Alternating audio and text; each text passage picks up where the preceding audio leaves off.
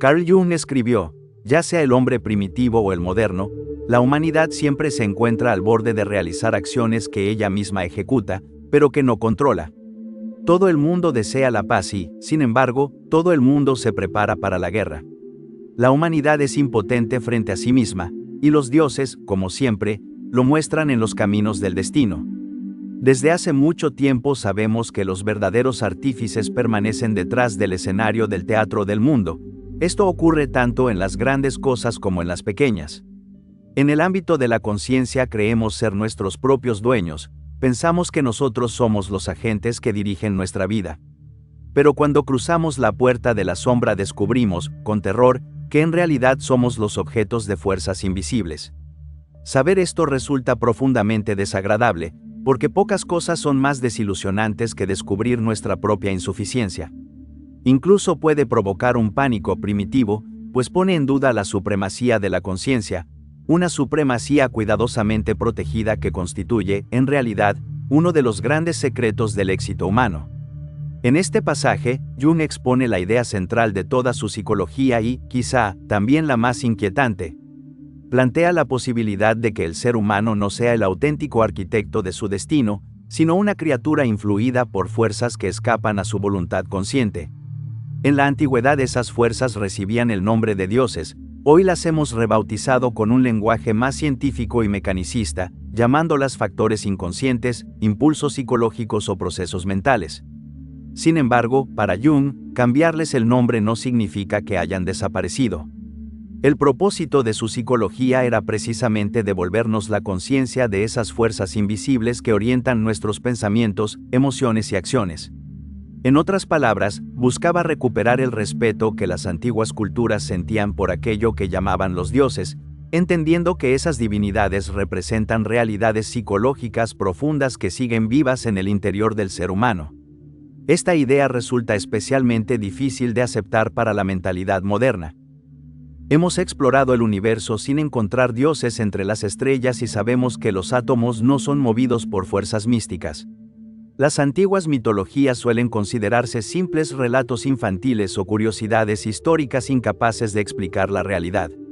Prácticas como la alquimia, que pretendía descubrir una correspondencia entre las leyes del universo material y las del mundo espiritual, o los relatos religiosos que intentaban explicar el origen y el sentido de la existencia mediante la revelación divina, suelen verse hoy como teorías superadas y carentes de fundamento científico.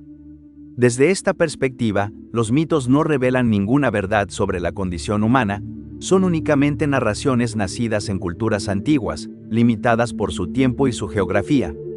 Incluso la idea de que la vida pueda tener un significado profundo suele despertar escepticismo en buena parte del pensamiento contemporáneo.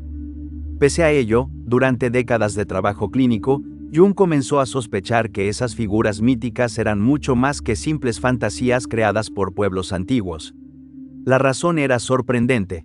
Sus pacientes reproducían espontáneamente imágenes y símbolos propios de los mitos y las religiones en sus sueños. Además, cuando Jung les pedía que dibujaran o pintaran libremente como parte del tratamiento, ocurría algo todavía más llamativo. Muchos comenzaban a representar mandalas, figuras circulares características de las tradiciones espirituales orientales, a pesar de que la mayoría de aquellos pacientes europeos jamás había tenido contacto con ese tipo de símbolos. Todo ello llevó a Jung a sospechar que existía un lenguaje universal de imágenes y símbolos. Un nivel de la psique que no era individual, sino compartido por toda la humanidad. A este nivel lo llamó el inconsciente colectivo. Según esta idea, cuando intentamos expresar las experiencias más profundas y transformadoras de nuestra existencia, recurrimos inconscientemente a un lenguaje simbólico heredado por todos los seres humanos. Después de todo lo visto hasta ahora, resulta fácil percibir la influencia que ejerció Nietzsche sobre Jung, así como la manera en que desarrolló muchas de las intuiciones de su antiguo maestro y mentor, Sigmund Freud. Sin embargo, donde dio un paso decisivo fue en la elaboración de un sistema coherente para comprender ese vasto y complejo territorio psicológico. Jung nació en 1875, en Suiza. En términos generales, su trayectoria presenta algunas semejanzas con la de Nietzsche. Durante su juventud pensó seriamente en ingresar al seminario y convertirse en pastor protestante.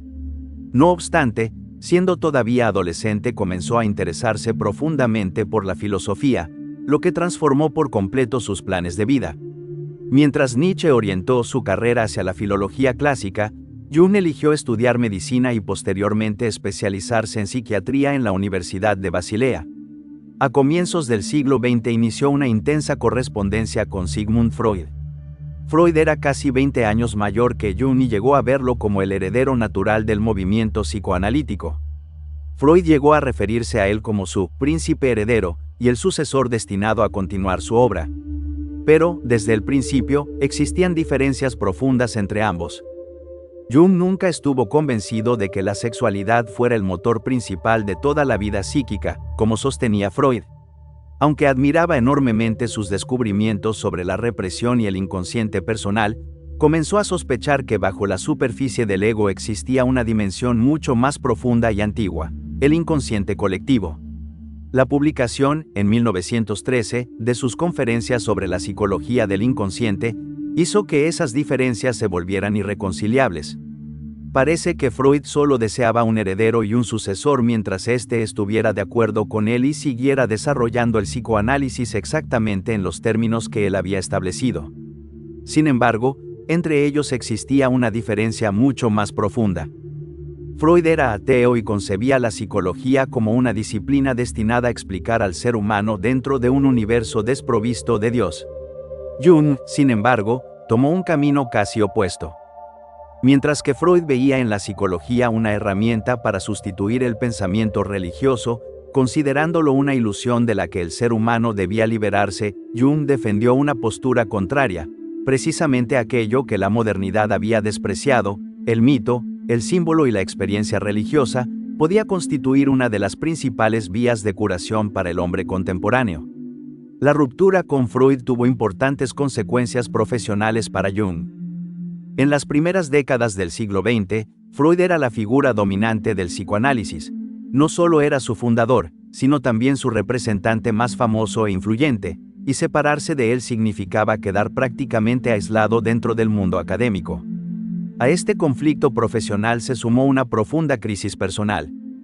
Durante esos años, Jung atravesó un largo periodo de intensa inestabilidad psicológica que muchos autores han descrito como una mezcla de depresión, ansiedad extrema e incluso episodios cercanos a la histeria. Fue precisamente durante ese periodo de aislamiento cuando escribió el Libro Rojo, una obra extraordinaria compuesta por diarios, visiones e imágenes religiosas de enorme riqueza simbólica.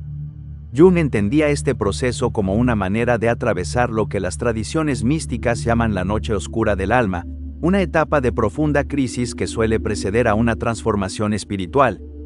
Finalmente, logró superar aquella etapa.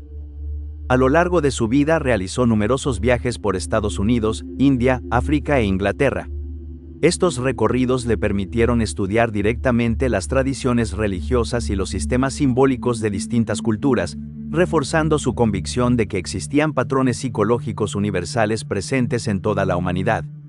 Aunque la teoría de los arquetipos suele asociarse a sus obras de madurez, sus primeros indicios aparecieron mucho antes.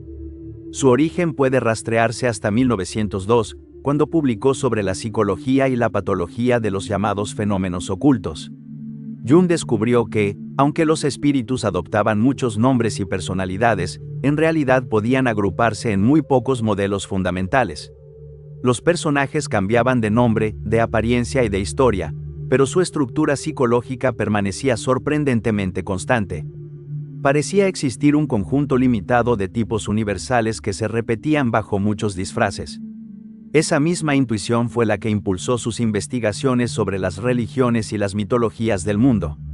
Al estudiar las narraciones de distintas culturas comenzó a observar que esos mismos tipos psicológicos aparecían representados en héroes, dioses, sabios, madres, ancianos, embaucadores y un sinfín de figuras simbólicas. El concepto de inconsciente colectivo suele malinterpretarse como si Jung afirmara que todos los seres humanos compartimos una especie de mente colectiva o una conexión psíquica sobrenatural. En realidad, su propuesta es mucho más sencilla. Del mismo modo que todos nacemos con determinados instintos biológicos, también nacemos con ciertas estructuras psicológicas naturales. poseemos un repertorio básico de imágenes, símbolos y patrones inconscientes que existe antes de cualquier aprendizaje cultural. Desde esta perspectiva, la idea no resulta mucho más extraordinaria que aceptar que todos compartimos emociones fundamentales como el miedo, la ira, el hambre, el deseo sexual o el impulso de luchar o huir frente al peligro. Lo verdaderamente innovador en Jung es afirmar que, además de esos impulsos biológicos, la naturaleza humana también contiene una herencia psicológica inconsciente, compuesta por formas universales de percibir, imaginar y dar sentido a la experiencia. Jung relata el caso de un soñador que veía con frecuencia el castillo del Santo Grial sobre la cima de una montaña, pero descubría que solo podía llegar hasta él atravesando un oscuro desfiladero por cuyo fondo corrían impetuosas aguas subterráneas. Un tema que ya podemos observar en este sueño es que, para alcanzar un lugar percibido como superior, el ideal, lo espiritual o aquello que trasciende al individuo, primero es necesario emprender un descenso. La imagen del mar o del lago resulta natural para la mente humana. Vemos únicamente la superficie, mientras que debajo se extiende una vasta profundidad. Acercarse al inconsciente siempre implica cierto temor, porque su primera capa contiene precisamente aquellos contenidos que la conciencia reprimió. Jung escribe: quien mira en el espejo del agua, verá, ante todo, su propio rostro. Quien se adentra en sí mismo se arriesga a enfrentarse consigo mismo. El espejo no adula, muestra fielmente aquello que se refleja en él, es decir, el rostro que nunca mostramos al mundo porque lo ocultamos tras la persona, la máscara del actor. Pero el espejo está detrás de la máscara y revela el verdadero rostro. A ese verdadero rostro Jung lo denomina la sombra. El modo en que Jung describe la sombra como fenómeno psíquico resulta especialmente fascinante, porque representa tanto un peligro como el anuncio de una profunda transformación personal. Así como el soñador debe atravesar las oscuras y turbulentas aguas del desfiladero para llegar al Santo Grial, también quien desea conocerse debe enfrentarse primero a su propia sombra. Para comprender cómo la sombra se manifiesta en la vida cotidiana, es fundamental entender otro concepto de Jung, la proyección. Imaginemos, por ejemplo, a una persona que considera que la agresividad en la competencia, ya sea en el deporte, el trabajo o la vida social, es algo inmoral y despreciable.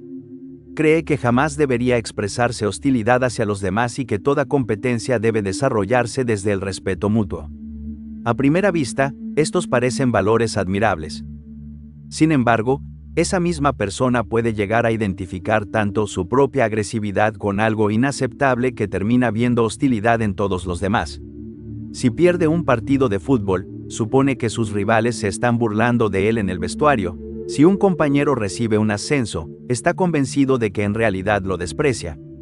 Poco a poco comienza a sentir resentimiento hacia todos sus competidores, aunque se convence de que son ellos quienes iniciaron esa hostilidad. Un psicólogo junguiano diría que esa persona ha sido parcialmente poseída por su sombra, experimenta sus propios impulsos agresivos como si pertenecieran a los demás. Aunque sostiene conscientemente que el respeto es la base de toda competencia sana, proyecta continuamente su propia hostilidad sobre amigos, rivales y compañeros de trabajo.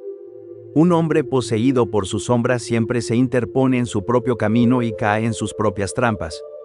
A la larga, la suerte parece estar siempre en su contra, porque vive por debajo de su verdadero nivel y, en el mejor de los casos, solo consigue aquello que no le conviene. Y si no existe un obstáculo con el que tropezar, él mismo se encarga de fabricarlo para luego convencerse complacidamente de que ha hecho algo útil.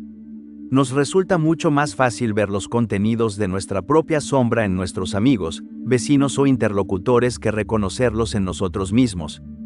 Como consecuencia, quien está dominado por su sombra termina manifestando precisamente aquello que más desprecia y, después, lo experimenta como si perteneciera a los demás.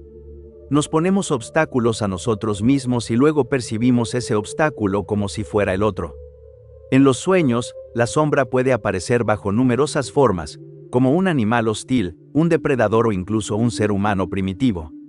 A lo largo de las mitologías del mundo suele presentarse como un adversario, como una versión oscura e invertida del héroe.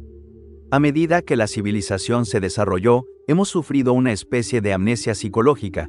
Ciertos aspectos de nuestra naturaleza fueron reprimidos.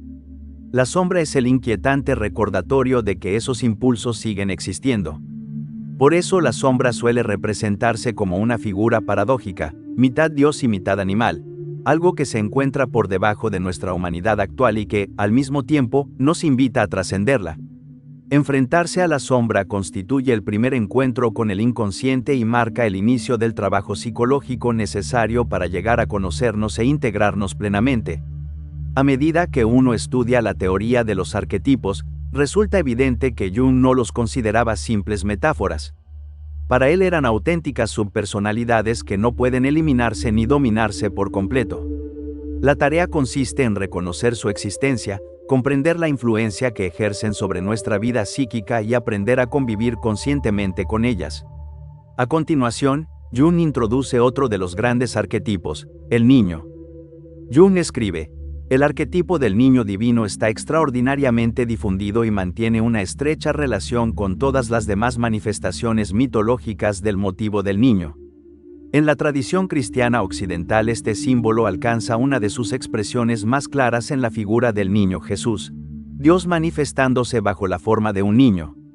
Jung sostiene que el arquetipo del niño suele aparecer cuando una persona se ha alejado de su verdadero carácter.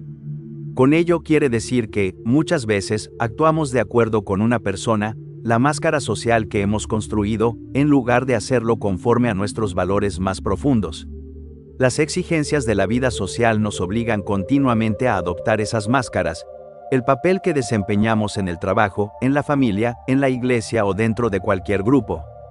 Poco a poco podemos terminar identificándonos con ese personaje y actuar según sus necesidades, aunque contradiga lo que realmente sentimos.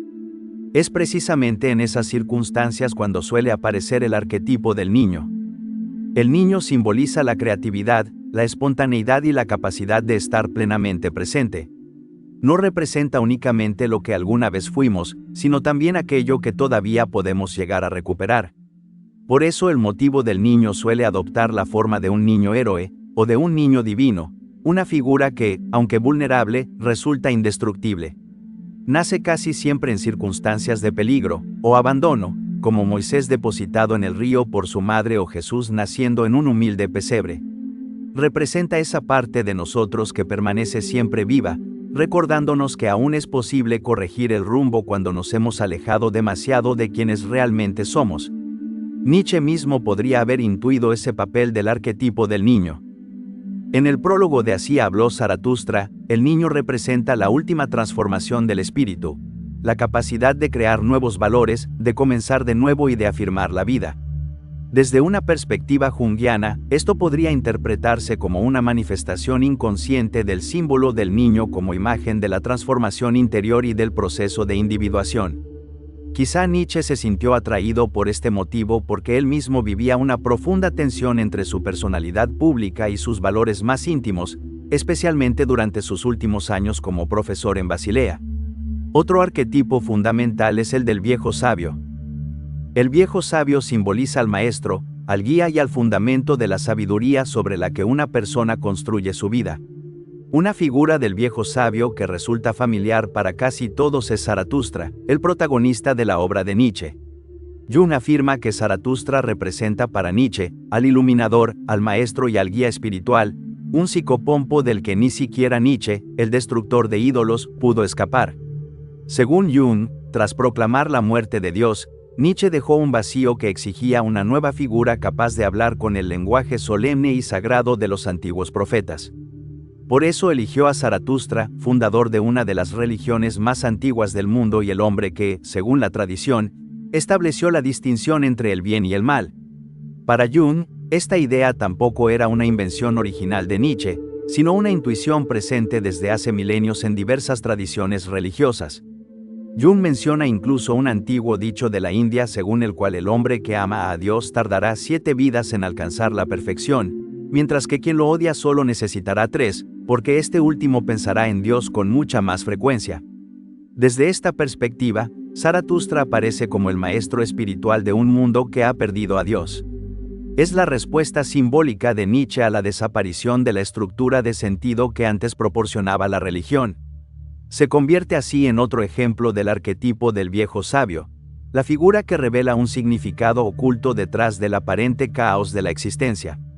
En última instancia, Jung insiste en que su obra no pretende ofrecer una lista cerrada de símbolos, sino algo mucho más útil, un lenguaje, un léxico, una guía para quienes desean emprender el proceso de individuación y avanzar desde el conflicto interior hacia una personalidad más integrada y completa. Jung escribe: no basta con conocer estos conceptos y reflexionar sobre ellos, ni podemos experimentar realmente su contenido simplemente intentando sentirlos o apropiándonos de las experiencias ajenas. De nada sirve aprender de memoria una lista de arquetipos. Los arquetipos son complejos de experiencia que irrumpen en nuestra vida como el destino, y sus efectos se sienten en lo más personal de nuestra existencia. Según Jung, la mentalidad primitiva se diferencia de la civilizada principalmente porque la conciencia está mucho menos desarrollada en alcance e intensidad. En Más allá del bien y del mal, Nietzsche sostiene que el verdadero origen del pensamiento, incluso del pensamiento filosófico, no es la razón pura, sino un impulso inconsciente. Jung desarrolla esa intuición un paso más allá. En el fondo, lo que Jung ofrece es una especie de mapa de categorías para comprender la vida psíquica. Es difícil negar que, a lo largo de la historia, ciertas figuras y ciertos patrones simbólicos reaparecen una y otra vez en los mitos, las religiones, los sueños y las grandes obras de la humanidad. Se esté o no de acuerdo con todas sus conclusiones, su obra ofrece un lenguaje extraordinariamente útil para aproximarse a la mente humana y ofrece una perspectiva fascinante sobre la relación entre la psicología, la religión y la cultura. Tal como aprendemos de Jung, hasta donde podemos comprender, el único propósito de la existencia humana es encender una luz en la oscuridad del simple hecho de existir.